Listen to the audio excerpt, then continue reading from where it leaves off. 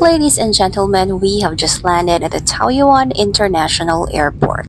Hello, cutie! Alright! We are here na sa Taiwan. And yes, one of the reason nga nagkadto kami sa Taiwan kay nahidlaw ang parents ni Bryle. So kami to ang nagkadto sa Taiwan kay hindi sila kapuli. And cheers for the happy family! Kag before I proceed, I would like to thank the generosity and kindness for these two people, Cici and Nong Edmar. Thank you so much. Ati, hoo, during aside, nag-moment-moment sila anay. Siyempre, for the hidlaw ngani. So, dali na kami sa airport, nagkaon anay kami ramen. Then, pila ka hours nga biyahe, nag-rest. Pagkaaga, good morning, Taiwan! Nag-breakfast, then prepare kay makadto kami sa Ximending. Yes, sa ginatawag nila nga night market. So, matry kita to sa sari-sari nila nga food. Huo for the lafang. Okay? So, hindi kita to yung magkadto nga ukot ang bayot. For the steam kita anay. Then, syempre outfits, check. Then, nagkadto na kami sa ilang train station. Correct me if I'm wrong. Tsaka. Wakaton, gamay man lang ang lalakton actually. Tapos hulaton lang ang train. Daw Manila malang ang atake. Then ari na kami sa sulod syempre for the fresh ang mga Pinoy. Oh, 'di ba? Ano balaya. Then nagwa naman kami another train naman. Nag-punch kami ka what you call that? UU card. Huy, huo. Ay, ambot na lang balaya.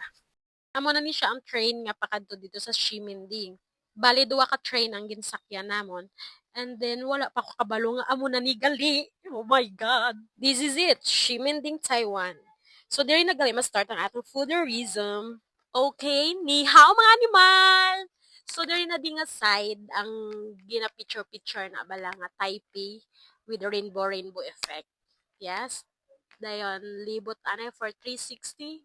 Alright. More ang people that time dari nga side kay holiday na di. Lapit na ang Chinese New Year.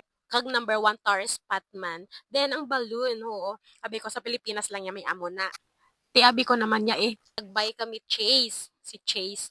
Then, dari nga side, abo lang ginapilahan nga laba-laba ang boba milk tea. For the try man kita. So, dira na ang dumpling sa punta. Then, live cooking. Oh, live cooking. Amo nang ginatnimo nila nga boba milk tea. Ang dong pearl. Yes, oo. Then, pwede mo siya picture-picturean diri nga side. Number one milk tea in Taiwan, boba milk tea. Manamit-namit. Nan, ma-rate ako 10 out of 10. Kay fresh ang homemade tapioca pearls nila. Kag namit gid man siya ko.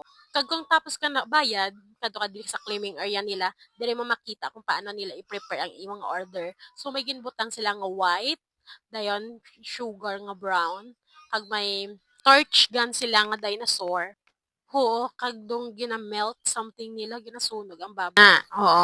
Daw siya na bilang mga kigabuga kalayo. Ausos